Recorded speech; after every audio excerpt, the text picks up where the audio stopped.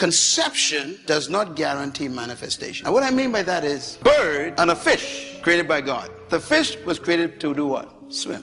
So fish do not attend swimming lessons. I know it sounds simple, but it's very important. Why? Because swim is built into the fish. Why? Because God demanded the fish to swim. So he put the ability in it. Birds were designed by God to fly. So birds don't attend flight school. Flight is built in. I like this one. Seeds. Seeds were designed by the Creator to bring forth trees. You'll never find a seed attending a tree growing convention to learn how to grow trees.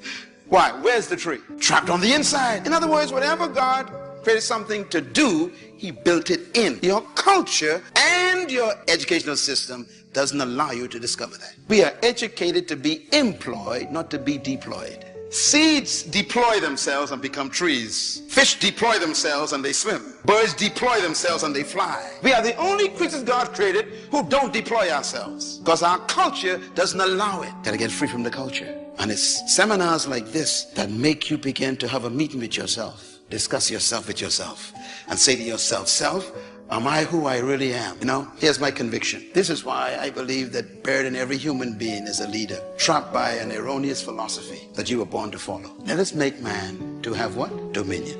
To govern, to rule, to lead, control. Which means that somewhere inside of you is a ruler, a controller, a leader, a dominator. Somewhere in there. Because he would not have demanded it if he didn't inject it. Which means that your ability is determined by your responsibility. Your potential is designed by your purpose. Your potential is equal to what you were born to do. The best example I can give you is this car. Look at this car. All cars have what they call a speedometer. Am I right? Well, here's an old one, old Chevy. Now, if you look at the numbers have to 160 miles per hour this car can travel. All of your cars have that kind of registration, something. Sometimes 200, 180. Everybody got that, right? Okay. Now, when you bought the car, that was on the car. You bought the car with it. It was on it. 180 miles per hour. I'm getting ready to go. Okay. I'm so excited. Okay, so you bought this car, brought it home, and the manufacturer says this car can travel 180 miles per hour. How can the manufacturer put that on there? What makes him so sure that this vehicle could travel 180? That's the first question. The second question is, have you ever traveled 180 in that car? No. Let me tell you how stupid our philosophy of our countries are. We sell a car that could travel 180 and put a sign up 50 miles per hour. It's amazing. It's crazy. I don't understand it. I have no idea how they got this idea. I don't know where it comes from, but it tells you the nature of your culture. Don't buy it. They give the company permission to build the capacity, but restricts your ability to use it. And you never thought about that. And that's the way they think about you. So all your life, you can make 180, but you've been traveling for 50 years at 60 miles per hour, and you think you're living. The capacity is present. Our culture says you can't go any further. And God says, press the accelerator. And your culture says you can't go any further. You can go no faster. You got to make a decision tonight, see? I love my mother, but I'm not giving my mother control over my life. My mom got control of her life. She don't get to have control. Somebody missed what I said. My mom don't have the right to tell me what to do with my life. My mom trained me and I'm on my own now. Are you hearing what I'm saying? So number two, you got to get this. The only way you're going to get to where God would have you to go is to have control, because God has given you the freedom of choice and he ain't gonna make you do nothing. So number two, I need you to take the control back so you can get what God has for you. Now here's the third thing, and we're gonna get to the message that God told me to tell you. God told me to tell you to stop making plates for people who just trying to take it to go. Write that down. So God told me to tell you, stop making food for folks that just wanted to go plate. He told me to tell you that there's somebody in the room, your life is screwed up because you making food for people who just wanted to go plate. You are a great person, good person, you phenomenal, you got it going on, you making all these great meals, and it's a whole bunch of people coming to your house. And listen to me very closely. My grandma taught me when I was young. My grandma had 14 kids who all had kids. And my grandma said, I will cut you. You can eat as much food as you want at the house. But if I swear if one of y'all little jokers take some out this house, you get in the business in front of your mama. In front of your, because I used to whip their butt. I'm whipping your butt too. With a switch. Don't take no food out of my house. You can eat as much as you want when you here, but do not pack a plate. And most of y'all running with people who, when you fix food, they come to your house and take it to go play. They don't bring nothing. They not trying to help you. All they in your life to do is take. And you wondering why your life messed up, because you with takers. You done made a whole spread and they just coming in. They can't even say, they don't have the decency to say hi and thank you. You so ignorant though. You just so geeked to have them coming and so-and-so came to my house. I'm so glad they came over. Listen to me. I promise you there's some other folks who cooking or who would bring at least something to drink and some cups that would love to come to your house. You ain't got to put up with that mess. And so in 2019, God told me to tell you, your life gonna go to a whole nother level if you just get rid of folks who bring it in to go containers. You already know who they are too. As soon as I said it, you already knew who you like. See, they'll never bring nothing. You didn't even notice at first until it came in the atmosphere. Then all of a sudden you was like, you're right. They always taking. I tell my babies all the time, it ain't nothing wrong with helping, but you can't help when you ain't got nothing. You got to have something first before you can help somebody. I couldn't do this if I was broke. The plane tickets cost money. The hotel I'm staying at in Buckhead costs money. I couldn't do this if I was broke. I couldn't be a blessing of you if I was broke. And most of y'all, you broke and you trying to bless somebody when you broke. You ain't that desperate for company. You can't be that desperate to have somebody at your house. And he keep eating at your house but going to stay at her house. I'm just trying to help somebody. She coming to get a plate from your house, but she's sleeping at his house. Ain't nothing wrong with getting a plate, boo, but you're gonna have to stay. You're gonna have to at least stay. You know what I'm saying? I'm trying to put it in so you can understand. And so God is blessing you, but the little resources you got, you're giving them away. So what you're gonna have to learn how to do is you're gonna have to learn to bring people in your life. You gotta pick certain things that motivate. The number one motivating thing for me, and I'm just being honest, was I was sick and tired of being poor. I was just exhausted. My mother was poor, my father was poor, my brothers and sisters were poor, all my friends were poor, all my relatives were poor. I lived in a poor neighborhood, we lived in a poor house. I was just like, wow, man, I watch TV. And I would see, like at Christmas time, my father would put us in the car and take us out to the suburbs to see the Christmas lights. And I would see these big houses, man, with lights all on them, and they had horseshoe driveways where you just pull in and go all the way around. That was amazing to me. You know, we would pull up in the driveway, got a back out. You know, I've been doing that. And I kept saying, I told my father, I said, Dad, I said, why don't we get one of these houses? He said, boy, I ain't got no money for this kind of house. He said, but if you work hard, keep going to church like your mama say, you can make some money, you can buy you one of these houses. That was it. My motivation was to buy a big house so I could put up Christmas lights and drive in the driveway. And I'm gonna tell you something. Every home I have, every house I've ever owned or built, you got to pull in one way and drive all the way around to come out there. I have never built, lived, or owned a home that did not have that driveway with gates on both sides. Never. That was the biggest motivating. So my advice is you have to find a dream that's so big that it overwhelms all of your fears and causes you to never give up. Now, you're going to think about quitting no matter what you do. I mean, I've thought about it many times, but I always just kept thinking about that house. And I've always dreamed of buying my mother and father a real house. And, you know, and before they died, I was able to do all of that. Life can be brutal. Life can be unforgiving. If I had to sum up in one word the difference between the greats and the average, the difference between the successful and the nobodies of the world, one word, one attribute to describe the difference: discipline. If you don't have the discipline, you can forget about the trophy. You can forget about the success, the greatness. All champions have discipline. It's the discipline to work hard. You know, not when everyone is watching, but when no one is watching. When the fans aren't there. When the coach isn't there. When it's just you and your character.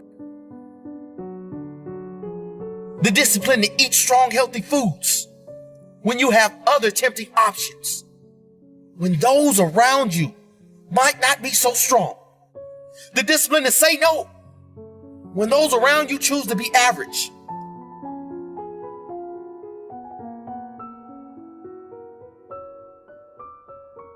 The discipline to keep going when it hurts.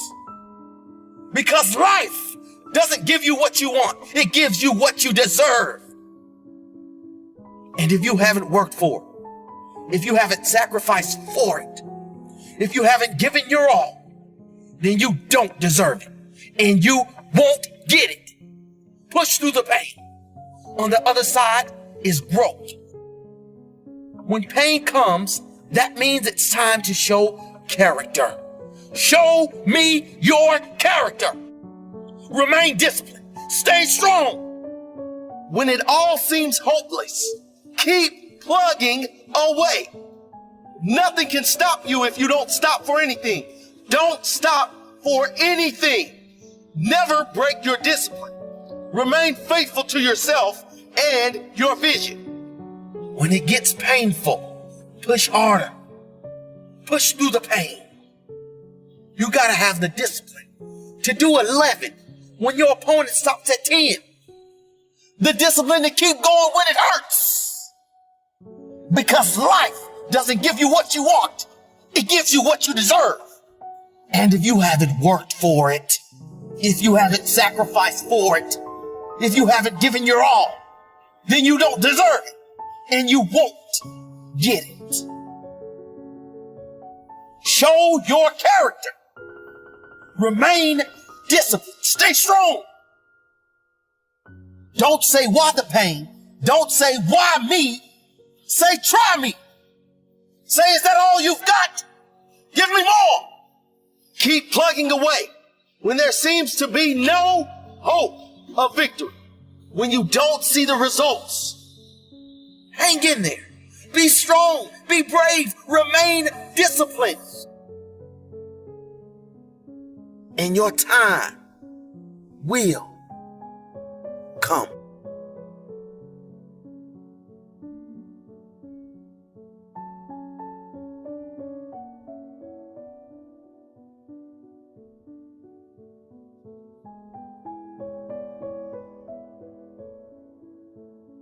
So what is an extraordinary quality of life? What would a magnificent life be? It's not for me to define. It's for you to define on your terms. To me, an extraordinary life is life on your terms. What would it look like if you really, truly, without bullshit, without exaggeration, could look yourself in the mirror and say, holy shit, look what I created? Most of things that happen in life you have no control over. You don't control your parents, where you're born, when you were born, what era, really what schools you go to, anything like that. And then beyond that, just things happen to you. And so the way I look at it, maybe 95, 96% of what happens in life you have no control over. But you have a little margin of control. And power is the ability to increase that tiny little margin to 4, 5, 6%. The gist of it is controlling yourself. Self-mastery. Power begins from within. If you're going to get anything out of life, you've got to throw your whole self at it. You know, you've got to throw your whole self at it. You can't go through life with a maybe attitude and expect to get anywhere. Right? You can't go through life and say, well, maybe this is going to work out for me. Maybe. You've got to have something about you that says must. You've got to have a must attitude. A lot of people right now going after their dreams, wondering why they're not getting anywhere. Wondering why they're not moving forward. Because you're going through life with your brakes on. The only way you're going to get results in your life to achieve your goals, your dreams, your desires is through taking massive action. Take action, take action, take action. That should be your mantra in your head. All day, all throughout the day, all throughout the week, all throughout the month. You do that, you take massive, massive action, and see what's going to happen in your life. Your life's going to change. You can make the commitment to your life that you don't like the results that you have, and that you're going to do something about it. See, that power is available to all of us. Today I begin a new life. Today I shed my old skin, which hath too long suffered the bruises of failure and the wounds of mediocrity. Today I am born anew, and my birthplace is a vineyard where there is fruit for all.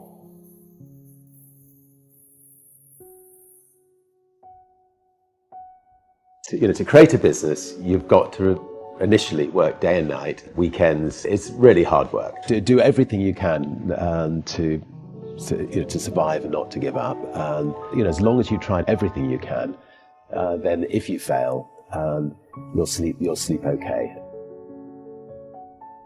The most important decision of your life is deciding whether you're truly committed to being happy no matter what. Because life is going to throw all kinds of curveballs at all of us. So the secret to real happiness is progress. Progress equals happiness. And if we can make progress on a regular basis, we feel alive. See, the universe responds to the man or woman that refuses to be denied. Don't get caught up in, well, I've tried it 4 or 5 times and things didn't work out. If there's something that you want and you're hungry for it, you've got to do whatever is necessary until. And when you give the best you can and that's not enough, you must do what is required. There's something in you that said there's a bigger life waiting for me, calling my name. There's something in you that says I'm on my way to a greater life. Our life changes in a moment. If that, say I. Problems are what make us grow. Authenticity will lead to a rich life. Life is always happening for us, not to us. Yeah. And don't give up on yourself. Don't throw the towel in so quickly. Many people give up on the 1-yard line. First of all, you were born a human. Let's start with, we could have been fucking ladies. Do you know the math around becoming a human? The math is insane. It is through the disaster, it is through the adversity that our strength is developed. If everything went the way you wanted it to go, you wouldn't have anything to exercise by. It's a gymnasium of life where you get to work out the resistance. You find out things about yourself that you didn't know. The biggest poison in us is regret. One fucking life. One life, my friends. But if you want to begin to move into your own personal greatness, if you want to begin to really enjoy a happy, successful, healthy life, you've got to be willing to go against the tide. You've got to be willing to harness your will